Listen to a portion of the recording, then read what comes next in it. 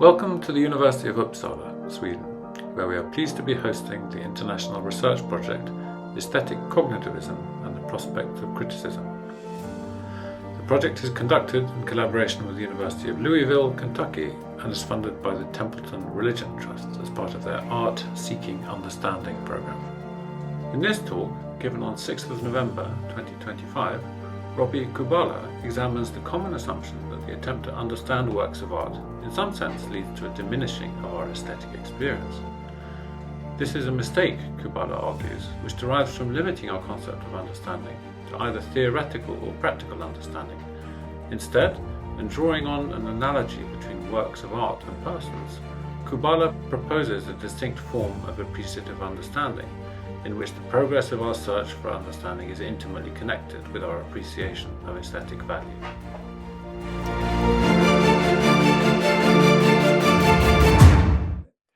I'm thrilled that we're kicking off this year's series of workshops with Robbie Kubala, assistant professor of philosophy at the University of Texas, Austin. Most of you will already be familiar with Robbie's published work since he's produced a storm of it over the past decade, 9 years really. He's doing some of the most interesting work in contemporary aesthetics, and we're really happy to have him with us today. Given the focus of our workshop, I'll flag as of particular interest to this group his recent Art, Understanding, and Mystery. It was published in Ergo, I think, just a few months ago. Perhaps it's still online first, but a really, really interesting article. I think that today's talk, I suspect, titled Appreciative Understanding, builds on that Ergo piece in a really interesting and original way. So after you hear this, run and read the Ergo piece. I think they go together. So with no further ado, please join me in welcoming Robbie, and let's get to it. Thank you for joining us, Robbie. Thank you so much, everyone, for coming. And thanks, John, for that really generous introduction. Yeah, so this is a kind of sequel to the paper that John just mentioned on art, understanding, and mystery. I was trying to here I'm basically sort of trying to develop a positive account of what it is to understand works of the arts. But I'll sort of start in a similar place that I started in that paper. So there's a little bit of overlap right from the start. So a common trope about art holds that it's preferable not to understand a work of art rather than to understand it. So especially when faced with an artistic masterpiece, like a Beethoven symphony or a Jane Austen novel, we shouldn't try too hard to analyze it or figure out what it means. Even when we're confronting apparently enigmatic works, works that wear their mystery on their face, like the films of David Lynch or the poetry of Emily Dickinson, the thought is that we shouldn't seek to probe too deeply into those works, but instead aim to remain in a state of wonder or awe that preserves our sense of the work's mystery. So that's just a kind of loose characterization of a common skeptical trope that doesn't say anything about why it's preferable not to understand a work of art. So it might be a matter of goods. Maybe we'll derive some greater value if we don't understand a work of art too much. Or it might be a matter of shoulds. It might be somehow inappropriate or inapt to understand a work of art. So just to give you more of a sense of this trope, here's a handful of quotations. So starting with the Nobel Prize winning Bob Dylan in his recent book, The Philosophy of Modern Song, writes, quote, "Art can be appreciated, but there's seldom anything to understand. Whether it's dogs playing poker or Mona Lisa's smile, you gain nothing from understanding it." So better, Dylan seems to be claiming to respond to art in a different way. We should simply appreciate it without trying to understand it. Here's another quotation from the art historian James Elkins in his wonderful book, Pictures and Tears, A History of People Who Have Cried in Front of Painting. Elkins expresses ambivalence about his own art historical training. As he writes, quote, "I keep buying, reading, and writing books of art history, even though I know I am slowly corroding my ability to address paintings with full emotions and an open heart." So Elkin seems to be saying that too much understanding, there's some great ability here, too much understanding of a certain kind is gradually eating away at his ability to respond to art in a better or more appropriate way. And finally, here's Lydia Davis, the short story writer and translator. She has a wonderful essay on her relationship with Joan Mitchell's painting Les Bleuets, the Cornflowers from 1973. That's the painting here. Davis writes, quote, "I like to understand things and tend to ask questions of myself or another person until there is nothing left that I do not understand. Eventually, though," she writes of the painting, "I became willing to allow aspects of the painting to remain mysterious, and I became willing to allow aspects of other problems to remain unsolved as well. And it was this new tolerance for, and then satisfaction in, the unexplained and unsolved that marked a change in me." So Davis can be seen as responding to something like the problem that Elkins just raised by resolving to stop trying to understand paintings, and this painting in particular, and instead to take satisfaction in the unexplained. So the painting doesn't remain fully mysterious to her, only certain aspects do in this quotation, but she comes to affirm her lack of greater understanding. Okay, so the goal of this talk is to argue that there is a particular variety of understanding, possession of which could justify this skeptical trope about the value or appropriateness of understanding artworks, but there's another variety of understanding that should not. I'm going to call those theoretical and appreciative understanding, respectively. So first part of the talk, I want to say something more about understanding, its nature, varieties, distinction from other cognitive states. Second, I'll suggest a diagnosis of the skeptical trope, which is that it arises in part because of a tendency to take the relevant variety of understanding to be theoretical understanding, the paradigm expression of which is explanation. And I'll illustrate this mostly by going through Alison Hill's account of understanding and showing how it can give rise to worries of the kind that could support the skeptical trope. I'll then have a brief interlude, very, very brief, where I'll switch gears to talk a bit about understanding other persons, since I think we are not tempted to hold that that theoretical understanding is the only way or the only appropriate way of cognitively relating to other persons. And then finally, in the third section, I'll draw out some desiderata for a non-theoretical account of understanding both persons and artworks. And I'll use those desiderata to try to build a model of the cognitive state that I'm going to call appreciative understanding. And we'll see how far I get with that. Okay, so first, understanding.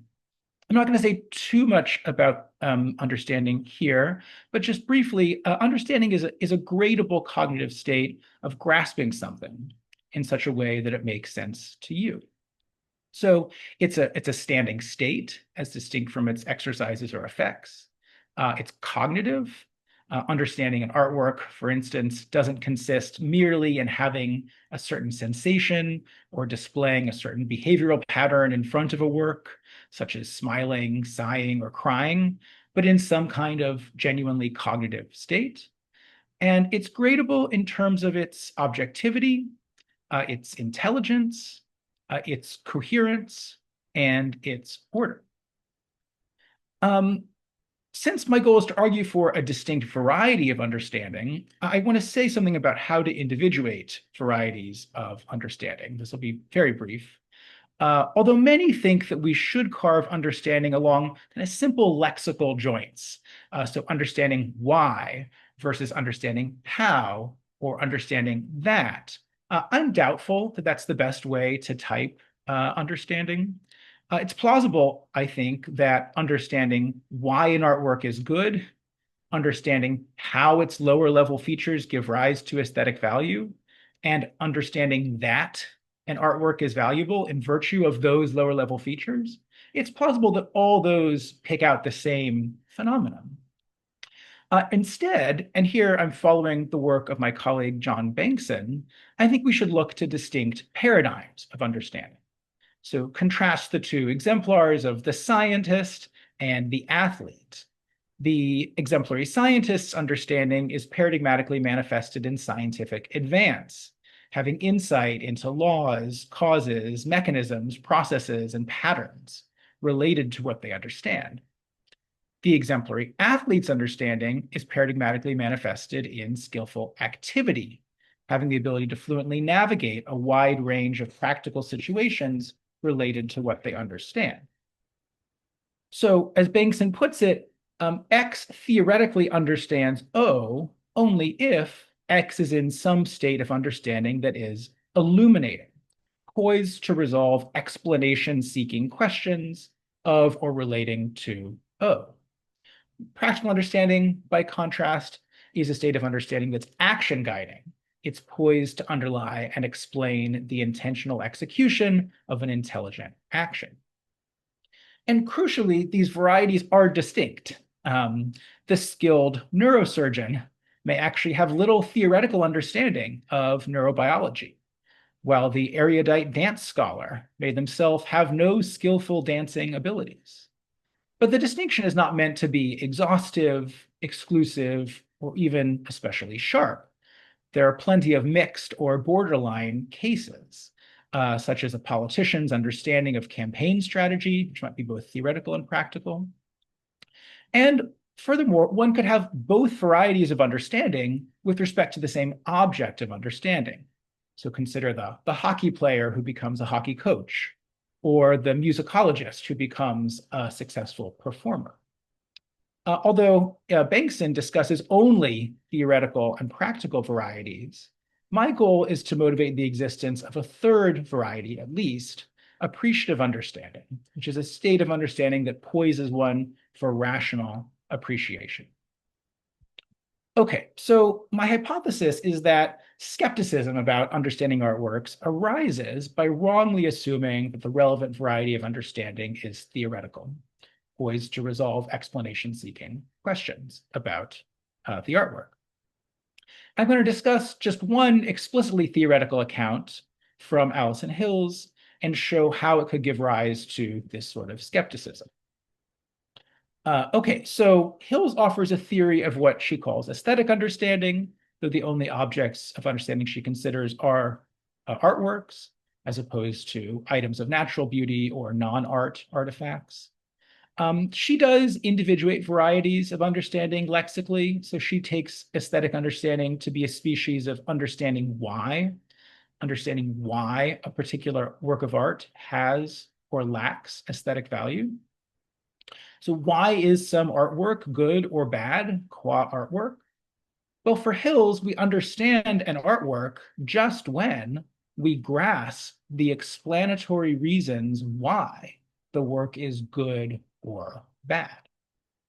That grasp consists in what she calls cognitive control and intellectual know-how concerning the relationship between an aesthetic value proposition and its explanation.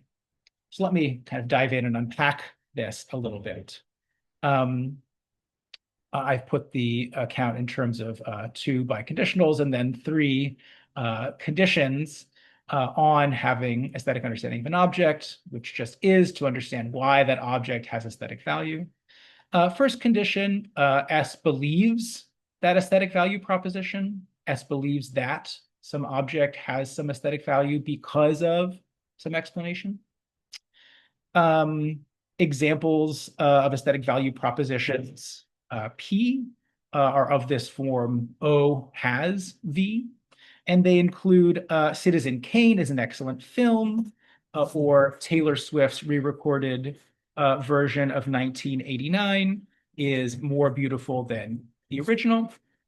And examples of explanations of such aesthetic value propositions, which are themselves propositional, include Citizen Kane has formally innovative camera work, or Taylor's version of 1989 better expresses her sincere musical sensibility. So you could believe a P because Q proposition without understanding it. You might even know it if you think testimony about such propositions is possible. So the second condition is that, in fact, O has V because Q. For Hills, understanding, like knowledge, is factive. P because Q must be true. But understanding requires more than just believing a true proposition. It requires what Hills calls cognitive control over the explanation of that proposition. As she writes, quote, just as if you physically grasp something, you have it under your control and can manipulate it at will. So if you grasp the relationship between two propositions, you have that relationship under your control and can manipulate it. Okay, so I'm really going to object to this notion of cognitive control when it comes to understanding works of the arts. So let me explain a bit more about what that consists in, and then present some objections to the necessity of these various abilities for the appropriate understanding of works of art. So for Hills, if you have cognitive control, then you possess, and in the right circumstances, can successfully exercise 6 abilities. You can follow an explanation of why P given by someone else. You can explain why P in your own words, draw the conclusion that P, or that probably P, from the information that Q, draw the conclusion that P prime, or that probably P prime, from the information that Q prime, where P prime and Q prime are similar to P and Q, but not identical to them. You given the information that P can give the right explanation, Q. And given the information that P prime, you can give the right explanation, Q prime. So I think there are a number of reasons to be suspicious of this account. I'm going to give 4 reasons here in increasing order of importance that question the necessity and value of these specific abilities when it comes to responding appropriately to works of art. So in other words, I'm not going to object to these as characterizations of cognitive control. That might be right. I'm rather going to deny that these abilities that constitute cognitive control are necessary elements of understanding artworks. So first, why should it belong to my understanding of an artwork that I be able to follow someone else's explanation of that work's value? Many hold that the aesthetic domain is characterized by some sort of autonomy requirement, roughly that one must aesthetically appreciate on the basis of one's own faculties and abilities. Now, certainly autonomy doesn't forbid certain uses of the testimony of others, but it might make one question why it should be so central to understanding a particular artwork that we be able to follow someone else's explanation of why it's valuable. Second, why should it belong to my understanding of an artwork that I be able to infer, draw some conclusion about an aesthetic value proposition of that work, given some other information? Or why should it matter that I'm able to give the right explanation simply given some aesthetic value proposition? So here I'm going to appeal not to autonomy, but to acquaintance, another requirement that is alleged to hold of the aesthetic domain, the requirement, roughly speaking, that one must aesthetically appreciate on the basis of one's direct experience of the object. So acquaintance is typically thought to rule out inference as a proper basis for appreciating an object's aesthetic value. So if I know of Citizen Kane only that it has formally innovative camera work, then I'm not in a position to draw the conclusion that it is an excellent film, at least not without having seen its cinematography for myself. Third, why should I care about similar propositions like P prime and Q prime? Hills herself doesn't actually say very much about these similar propositions or give examples of what counts as a sufficiently similar proposition. But I think we can see this as falling out of her more general account of scientific understanding why as a state that's systematic and comprehensive. So the thought is that if I can explain some particular meteorological phenomenon, say some weather pattern, then if I truly understand it, I should be able to explain similar phenomena. So if I can explain, why some tornado arose over here, I can explain why another tornado arose over there. But it's not obvious that that's necessary for understanding a particular artwork. Many hold that the aesthetic domain is characterized by a certain kind of particularity. in that appreciation is of an artwork's particular aesthetic character and its fine-grained features. So we aren't interested in simply judging that some artwork is beautiful, but rather in cognizing the particular way in which it is beautiful, or in how its determinate features make it beautiful. So this view is especially associated with the Kantian tradition in aesthetics, according to which aesthetic judgment cannot be formed in accordance with any general rules or principles, but must be responsive to a standard set up by the particular object in its particularity.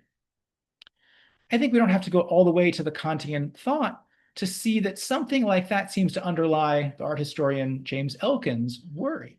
It's the systematic and comprehensive character of art history, which includes the explanation of whole artistic movements, periods, and styles, that's impeding his ability to address paintings as particulars.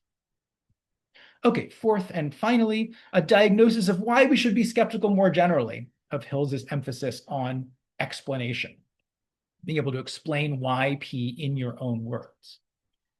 So theoretical understanding is, as I said, explanation-centric. Even if one gains an ability to explain why some artwork is valuable in one's own words, as opposed to taking the words of others, it remains an explanation.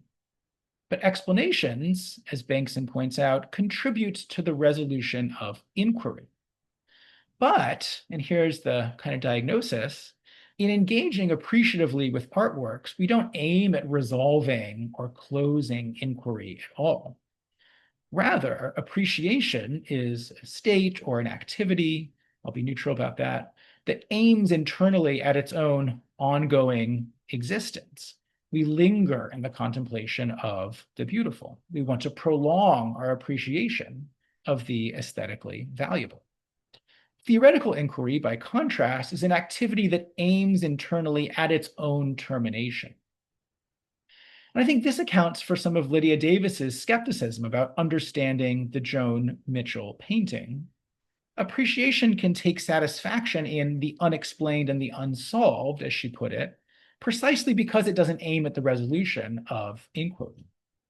If we're engaged in theoretical inquiry about an artwork, then every question about it, every relevant question at least, demands an answer. But if we're appreciating the artwork, then it might not be the case that every question demands an explanation. Okay, so stepping back from those kind of more specific 6 abilities that Hills takes to belong to cognitive control, I think we might reasonably be suspicious of notions like mastery, manipulation, and control when it comes to engaging appropriately with works of art at all. So just to come back to Bob Dylan again, he says that you gain nothing from understanding a work of art. Now, I think that's surely overstated. Surely there are some benefits of understanding artworks, even in the way that Hills describes. I think we can interpret Dylan as questioning how understanding an artwork bears on appreciating it at all. Okay, so far I've kind of tried to show that skepticism about the value of understanding artworks is intelligible, at least on sort of one prominent account. But we might still wonder whether this skepticism about the value of cognitive control is really warranted. So you might think this amounts to a kind of obscurantism. Don't we actually want appreciation to be compatible with understanding? In the interest of time, I'll kind of just briefly go through the motivating analogy here, which is that when we think about understanding other persons, we do take understanding others in some sense to be valuable or appropriate.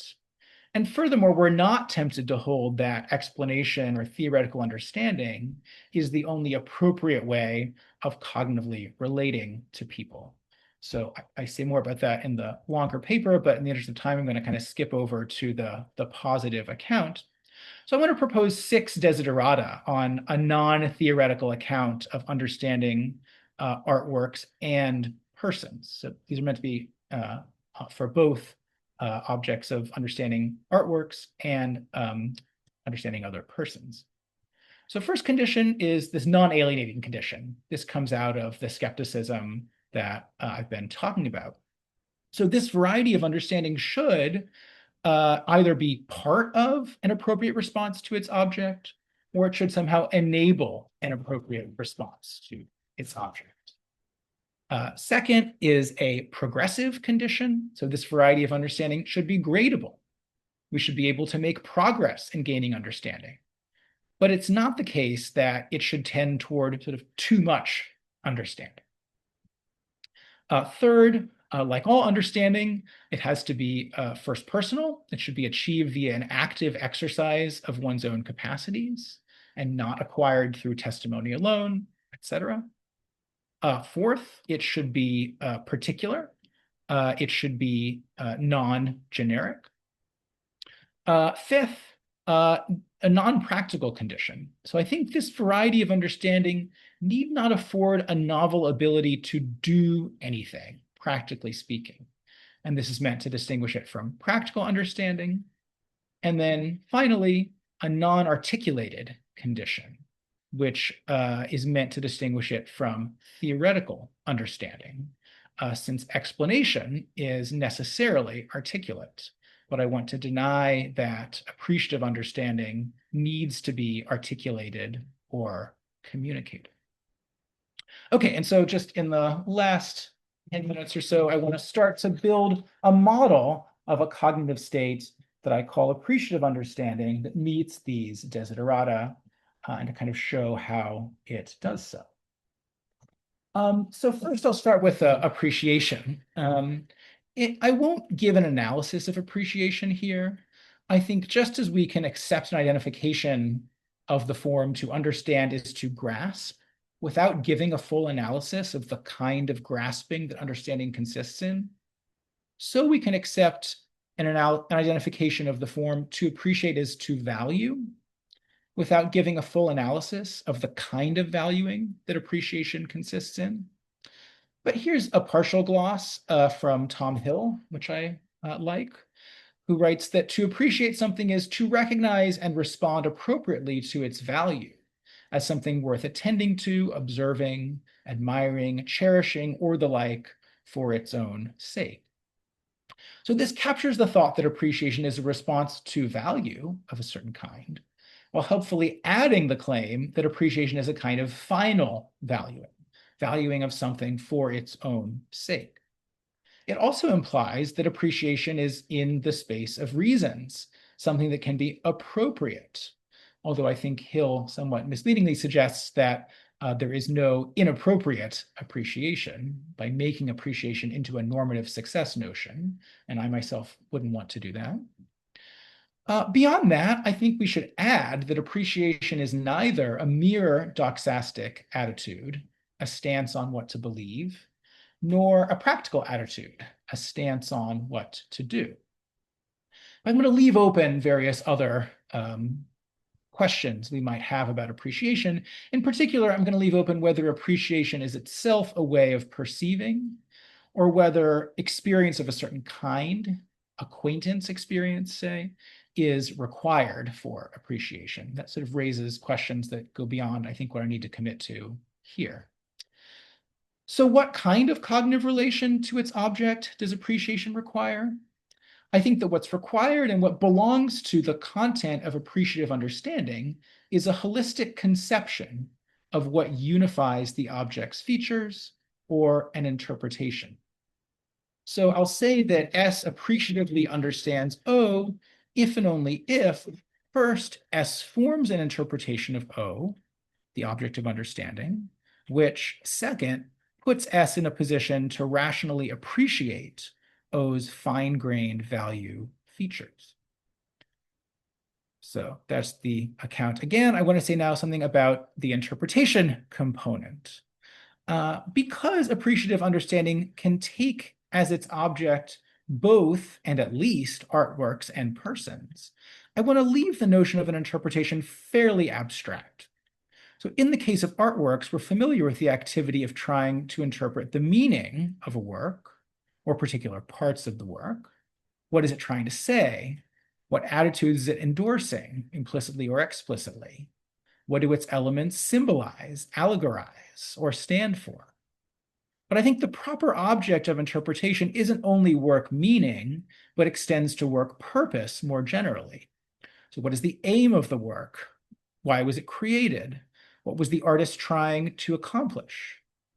I think until we have such a conception of an artwork, we can't be said to understand it at all. What about the case of appreciatively understanding another person? So in general, I think what unifies another person in the sense relevant to appreciatively understanding them is their practical identity. Their ground projects, relationships, valuings, and character traits that constitute them as the individual that they are. What ideals and goals are most significant to them? What do they stand for? How do they conduct themselves in their various relationships?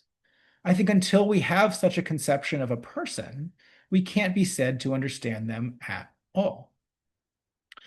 But the mere possession of a holistic conception of the object of understanding isn't sufficient for appreciative understanding. So the first part isn't sufficient. What's needed also with this second condition is that appreciation makes possible interpretation makes possible rational appreciation of the particular ways in which they realize their identity constituting projects. So we don't just conceive of an orchestral work as trying to incorporate some whole tone scales into a largely diatonic framework while metaphorically expressing the movement of the sea. Rather, when I appreciate Debussy's La Mer, I appreciate the particular ways in which its fine-grained features realize that higher level aim. Similarly, we don't just conceive of a person as attempting to balance their professional obligations with the challenge of caring for an ailing family member, all with humor and grace. Rather, we appreciate the particular ways in which their attitudes and behavior make that aim manifest. So that second component of appreciative understanding is meant to capture the first desideratum, the non-alienation condition. The kind of understanding that enables or makes possible rational appreciation is non-alienating, since appreciation is a response type that's capable of being appropriate to its object. So in the last few minutes, I want to give one final literary example to illustrate these desiderata. This comes from Samantha Harvey's fine recent novel, Orbital. So it takes place aboard the International Space Station. Two astronauts are discussing Las Meninas, the famous 17th century painting of the Spanish court by Diego Velázquez.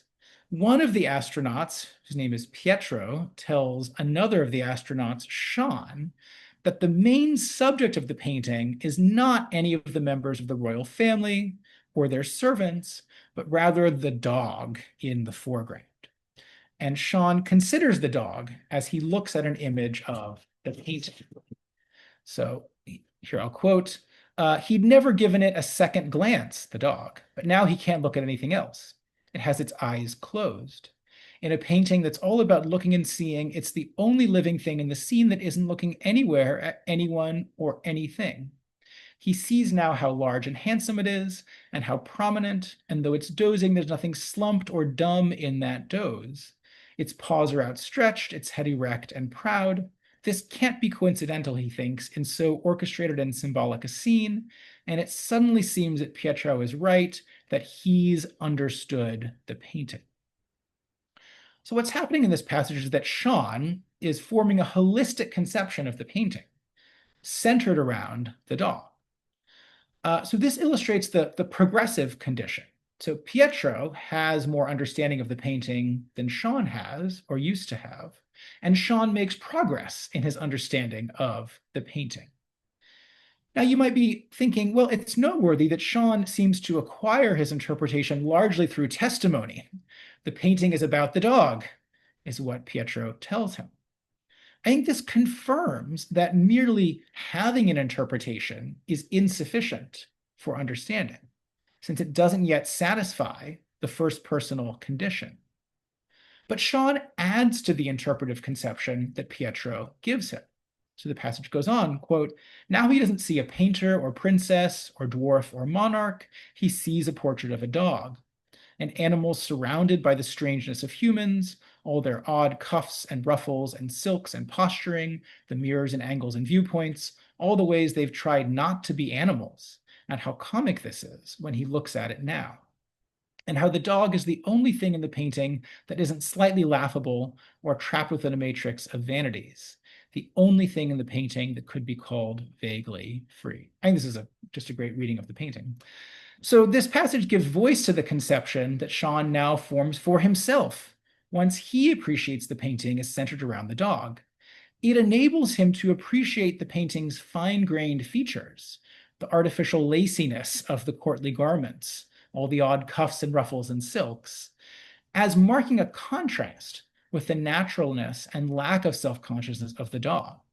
He develops his conception for himself, adding in, for instance, the idea of freedom, which Pietro did not give him via testimony. Okay, so those are meant to be the first four constraints. The non-alienation condition, the progressive condition, the first personal condition, and the particularity condition. Let me just super briefly say something about the last two, and then I'll stop. So the non-practical constraint is meant to be met by the fact that the possession of appreciative understanding doesn't entail the acquisition of any new practical abilities. So it's true that Sean may now attend to the painting in a different way, concentrating on the dog, where previously he didn't. It doesn't seem to me that this constitutes or manifests a new practical ability. Similar claims, I think, apply when it comes to theoretical understanding. So the possession of appreciative understanding does not entail the grasp of any new explanations. And so we can kind of, just to end with a non-articulated constraint, we can see that in a way it already falls out of the non-practical constraint, given that one gains no new abilities to articulate the content of one's appreciative understanding. I recognize that I need to tell a much longer story here about why appreciative understanding is not necessarily expressible in discursive form, but I'm going to stop there in the interest of time for now, and happy to say more in Q&A. All right, thanks everyone. Thank you so much. We have plenty of time for questions. I see Elizabeth, Davide. Okay, I'll start making a list. Good. So Elizabeth first, please. Thank you so much, Robbie. I really enjoyed the paper. Always interesting to hear more about your work. Thank you. I just wanted to know more about what you would say to someone who would put it to you that the notion of appreciative understanding seems, the way you describe it seems important and important part of our aesthetic experiences and so on. But it's not really so much a third kind of understanding as a kind of hybrid version of practical and theoretical understanding. It's active, it might not be articulated, but it certainly seems articulatable. So it's a kind of putting together of the practical and the theoretical, as you might think in a way. The word appreciation or appreciating testifies that it has like a practical element of like, I appreciate something in the sense of I enjoy it, I know what to do with it, but I also appreciate it in the sense of I evaluate it, I assess it, and so on. I'm sure you've got plenty of interesting things to say about that, but I wanted to ask you. No, that's really helpful. And I didn't say enough in this short version of the talk to distinguish it from both theoretical and practical understanding. I mean, a lot of the work is actually being done by the fact that I think appreciation is neither a theoretical nor practical. I do see Karen is here, and I will refer people to her fine paper on, I think the title is like, Must Reasons Be Either Theoretical or Practical? And the idea that appreciation is a kind of third kind of attitude, a stance not on what to believe, a stance not on what to do, but a stance on what is to be appreciated. And so the view of appreciation that I'm going to work with is one on which it just falls out, that it doesn't belong to the category of theoretical or practical. But I didn't say enough, especially about the practical side of things, and I appreciate the question. Thanks, Elizabeth. Vid. Thanks so much, Robbie. And yeah, great to see you as always, albeit virtually. Yeah, I love the paper. Two, I think, connected questions. One is that, which is not so much an objection, but the question about the initial motivation for the paper. It seemed to me that those quotes were potentially making a stronger claim than the one that you defend. So not that its kind of theoretical understanding is distinct from the appreciative understanding, but that it's in some sense antithetical to it. And I just wonder whether, you have something to say about that, in the sense that there's nothing in your account, it seems to me so far, or perhaps there is, that suggests that if you do have that theoretical understanding, this actually could block the understanding that these people are after. And secondly, and I don't know whether this is connected or not, but you really emphasize, it seems to me, the need for unity of appreciation or interpretation, that interpretation somehow unifies, the object or the person. And it seems to me that a lot of the times the kind of appreciation that at least these people are after emphasizes a kind of disunity, right? And it seems that certainly in appreciating persons, right, it's the kind of disunity of their intents or projects or kind of failures to realize that is what kind of makes it interesting and makes that appreciation kind of dynamic, right, moving back and forth rather than settling.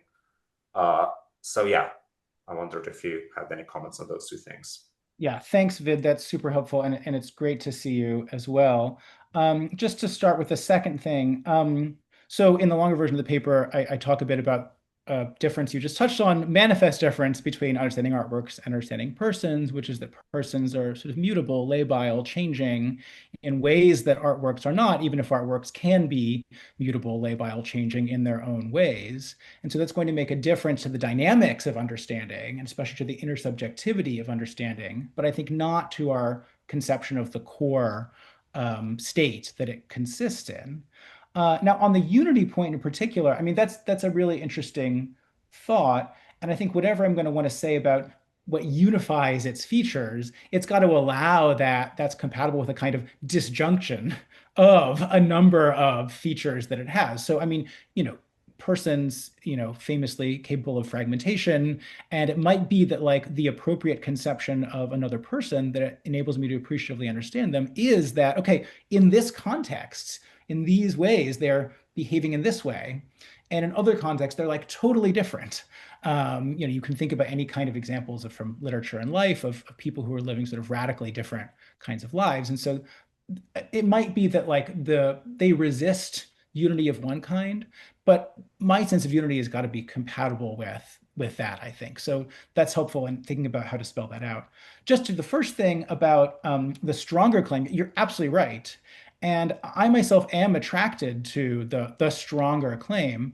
Now, it's a little bit nuanced because in the earlier paper I wrote that John mentioned at the beginning of the talk, I do actually defend the value of theoretically understanding artworks.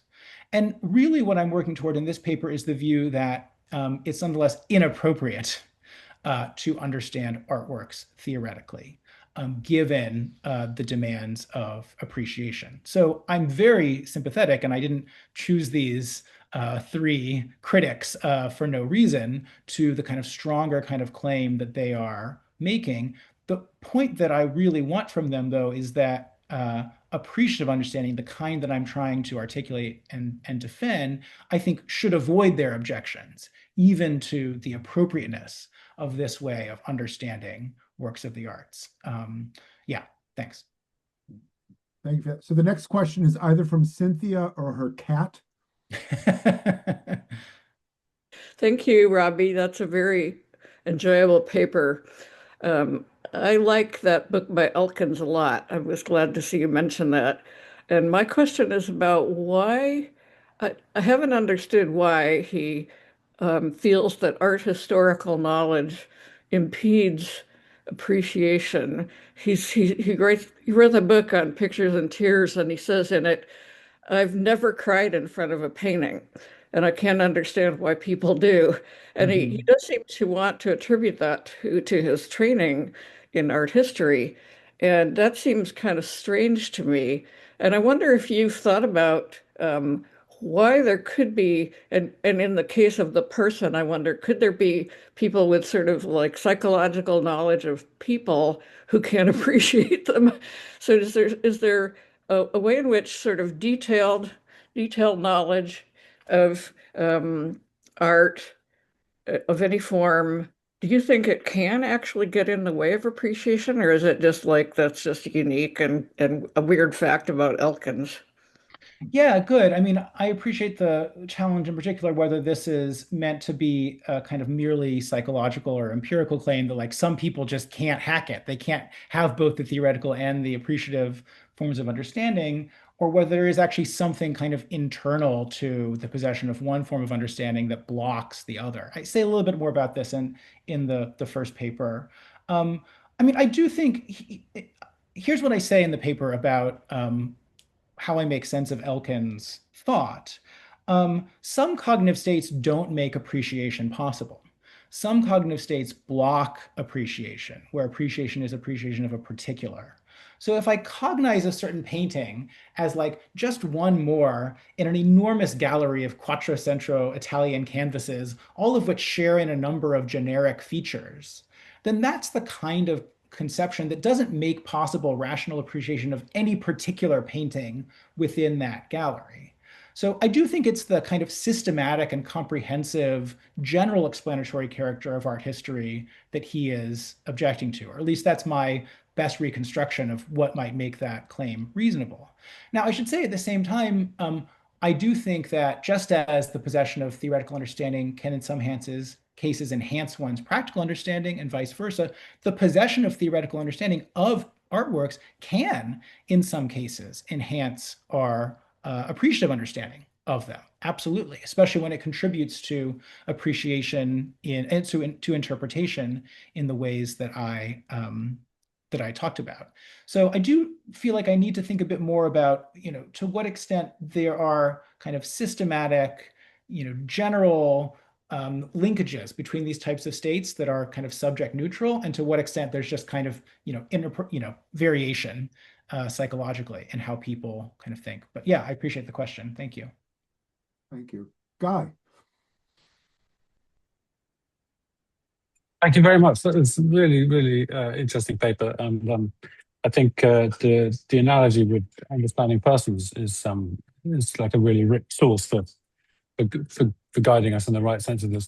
But I just wondered a little bit about the distance you took from Tom Hill's sense that appreciative understanding in this mode is automatically conferring of some kind of positive value in itself, and you said you wouldn't want to do that. And just as a way into that, just very briefly, it seems to me that you can have something like what you call an appreciative understanding of a person, and that can constitute very good reasons for deeming that person not to be a very nice person, or to be a bad person, or to be basically, it can be a negative judgment, which comes from understanding how that person is, knowing your way around their scenarios. But what you want to do with a bad person in this sense, or with somebody you don't like, is you want not to be in the same room as them. You want to come away, and I wonder how that kind of like comes back to this sense of understanding being something which is bound towards the particularities of an object. Yeah, good. So I think there's kind of two issues there. I mean, one is whether inappropriate appreciation is possible, and another is whether appropriate disappreciation is possible.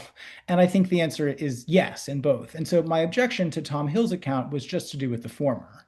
It's that he seems to think that appreciation is always invariably appropriate. And I just think it's possible to be in an appreciative state that is inappropriate to its object, either because that object is not worthy of appreciation, or because I'm appreciating it, but not actually for the features that make it appreciation worthy. And so that's very sort of general, but that's the thought as to inappropriate appreciation. Second, though, I do actually think that appreciative understanding is compatible with a kind of disappreciative understanding that, I can really sort of understand and cognize the fine-grained ways in which my enemy is sort of realizing their badness or the badness of their practical identity constituting projects. So the notion of appreciation isn't meant to be just a kind of, positively valenced notion here. I think there is room for something which we might think of as disappreciation, which is also capable of being appropriate or inappropriate to its object. Yeah. Thank you. Petronella. Yeah, this was a related question. I was thinking that the description of appreciation as somehow the recognition of a value of a person as something worth attending to, sorry, seemed to me completely appropriate as a description, whereas with an artwork, it's not the case because there are a lot of artworks that are not really worth attending to. So it seemed to me that there was a difference between the appreciation in these two cases, or that there might be a difference. Yeah. Good. So, I mean, here I want to distinguish the kind of general value or generic value of personhood, which all persons share as such and equally. That's not the target or object of appreciative understanding, precisely because it's generic. It's, dignity or rational agency or something like that, and it's shared by everyone who has it equally. It's rather the sort of value of someone as an individual person, whatever that amounts to. So if you think about something like, Stephen Darwall's old distinction between a recognition respect, which is owed to everyone just as persons, and appraisal respect, the respect we owe people in virtue of their meeting or living up to certain evaluative standards, I've got the latter notion in mind. So it's thinking about you as your value sort of as an individual in ways that come apart from your value as a person. Mm. Yeah, okay, but still to me it seems like you're even the really bad person. It's worth sort of serving an interest, being interested in contrast with a bad artwork that it just doesn't, it's not really worth the time. So that was my thought. But I see. So you're thinking that you're sort of saying, I grant you your distinction, even the morally worst people, Parkett says this, Hitler and Stalin were the worst people, nonetheless share in the kind of Kantian value of personhood that's owed to all subjects as such, something like that. You're saying, okay, sure, I grant that, but even those people, the very morally worst people, are somehow worth appreciating in this other sense for their own sake. And I guess I am maybe just inclined to deny that. And that will allow me to maintain that symmetry with cases of like really bad art that just isn't worth appreciation as opposed to disappreciation. Yeah. Okay. Yeah, I'm not going to. Okay. Thank you. Yeah. Iris. Thank you for your patience. Sorry, my connection keeps falling. So if I've missed something or if I disappear, just ignore. Sorry. Robbie, it's wonderful to see you again. You taught me how to survive in New York, and I'll never forget you for that. Thank you so much for this. This was really amazing. And I want to push you slightly in, coming from aesthetic cognitivism, which I know it's not necessarily what you want to discuss. But I was wondering, how much pressure do you want to put on this? I think it was condition number 5, that appreciative understanding. I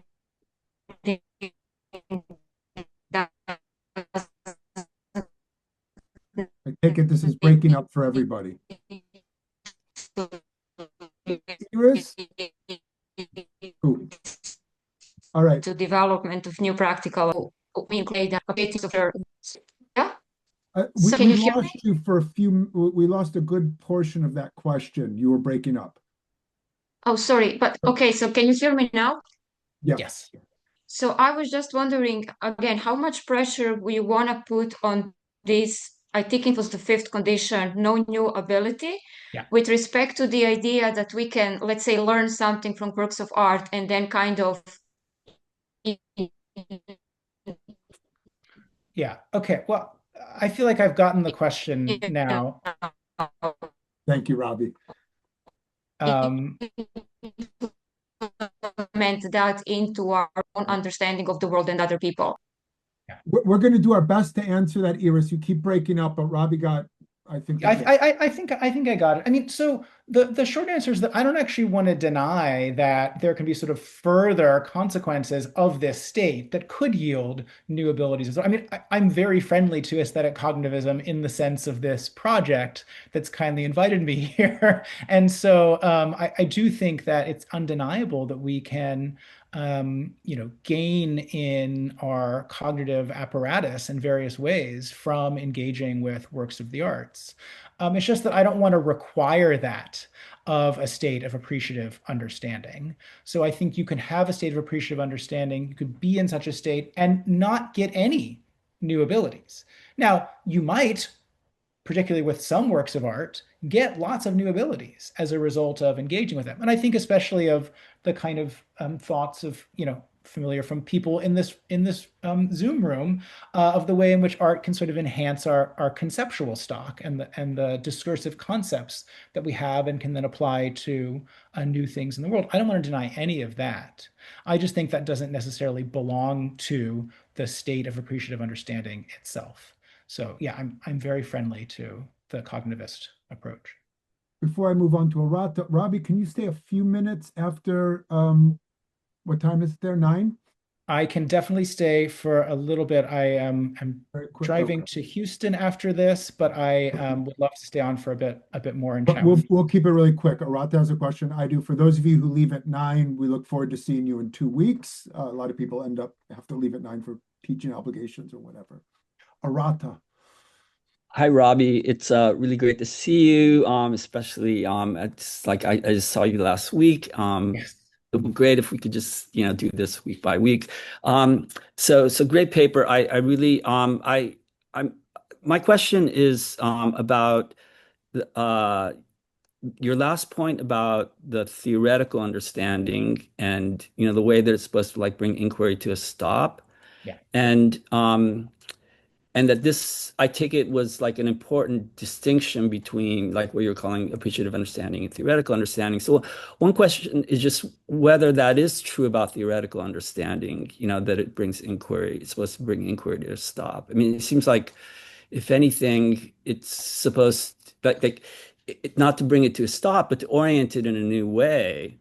If you think of inquiry, if you think of theoretical inquiry into nature as like trying to understand nature as a whole, then in a sense, inquiry is never brought to a stop.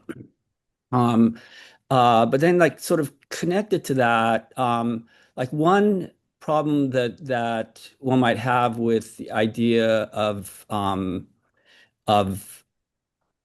thinking of our relation to works of art in terms of thinking of it as an object of understanding is that, like knowledge, understanding is something that we possess.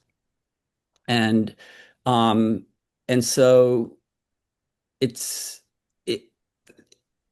seems like there might be a tension between like having, like knowledge or understanding. Now we've like possessed what it is that, the object in some way, we've like grasped it, like the term grasp, and then you objected like mastery, that's connected, to that. And in a sense, it like the quest for understanding, the quest for knowledge can be thought of as moving toward an elimination of the relationality, so to speak, of your relation to the work, as you might also think of like trying to eliminate like the relationality of our relation to nature in understanding it. And that just that can seem to be in tension with what is like proper to our relation to the work, in the sense that you can never like eliminate the relationality, so to speak, of your relation to the work. And so if that's the case, then appreciative understanding, why wouldn't appreciative understanding be alienating in a broad sense in roughly the way the theoretical understanding would be alienating, because all understanding at the end of the day might be alienating. Now, this is not to say that to go against aesthetic cognitivism, I think, because there's no other way that you can approach anything, a work of art other than to try to understand it. But it might also suggest that there's an important limit or something like that. Anyway, sorry to go on so long. Yeah. No, that's Great great, paper. Arad. Really provocative and full of interest. Yes. Thanks, Arad. I really appreciate that. And it's great to see you as well. And you've asked me another characteristically probing question that I will not be able to address here. I can say a few things. I mean, I guess I'm very sympathetic to the maybe all understanding is alienating in eliminating the relationality of our relation to the world. I'm sort of want to locate that in the theoretical understanding only. I don't think I would accept that for all understanding. I don't think if I think about practical understanding, if I think about sort of, advances in my sort of skill and know-how and abilities to, act successfully in the world. I don't find that to be sort of alienating in the same way that theoretical understanding is. And you could come back and just say, no, it actually all is once you understand it properly, and we can go back and forth about that. But the other thing I wanted to say was that, in a way, I think a lot of people who think about understanding works of art want to think about them is that it is just a kind of theoretical understanding, but whose subject is just so rich that it can never be fully understood. And so we don't have to worry about it. Because in fact, in the world, there are some objects, artworks and persons among them, that are just such as never to be fully graspable via theoretical understanding. And I think that's not right. I think there's something in theoretical understanding itself. So this is in a way sympathetic to your line that makes that kind of response to worries about understanding artworks ultimately inapt. And so that's why I'm looking to build a model of a state that is a state of understanding, a state of genuinely grasping, coming to cognize some portion of the world that nonetheless is totally compatible with kind of preserving whatever that relationality is going to amount to. I just think, here's a sort of question for you is like, when I think about the person case, and what it is to understand another person, what's your preferred way of describing the cognitive relation that's appropriate to Karen for you, that isn't alienating or doesn't get us into worries of this kind? Because I take it there is such a relation there, which is a cognitive relation in part, and yet I think I want to call it understanding. I think it has all the features of understanding in other cases, but I think isn't alienating in these ways. And you just want to call that something that's not understanding, I guess? So you're asking me, Well, I think, kind of, I yeah. think, yeah, I think like the person analogy is like really fruitful and rich. And I think there's something really important about that. But I would place the difference between like theoretical understanding and understanding persons in a somewhat different place, I think, than you would. Just that it's just connected with your idea that like both artworks and persons have meaning, and that this becomes difficult in the case of works of art. In the case of persons, like that we understand, what they do and so on in terms of meaning, is connected to like some kind of privilege that the agent's own understanding has. And so there are like two different forms of understanding that come into play, in the understanding of persons that don't come into play in the understanding natural phenomena. And it's in the interplay between those two that makes a person not, as it were, sort of finally understandable. And I think that there's maybe something like that going on with regard to our relation to works of art as well, but it's a lot harder to understand as you've worked on, because works of art aren't persons and they don't have a first person point of view. So it's, yeah. Anyway, yeah. So that's Short helpful. At least for giving me more of a picture of where you're coming from and where I need to think through this. Yeah, thanks a lot, Arata. I'll ask a really quick question, and it really just gets to the notion of cognitive control, but also it something that we're thinking about for the project. So, I mean, the idea might be there's a difference between approaching the point and nature of appreciation and perhaps understanding as a question of what goes on in individual aesthetic experiences, or as a question about what's displayed or exhibited in our critical practices. Right? So assume, as some people do, that criticism bears some internal relationship to the expression of, or I don't know, articulation of appreciation, and it tells us something about what it means to appreciate a work of art as a work of art. If that's the case, I think some of these things are going to look different, right? The capacity to engage in critical practices does seem to require something like cognitive control, right? As you put it, like that my ability to follow an explanation of why P given by someone else. Just the ability to engage in critical debate seems to call on those sorts of skills. So, yeah, thank you.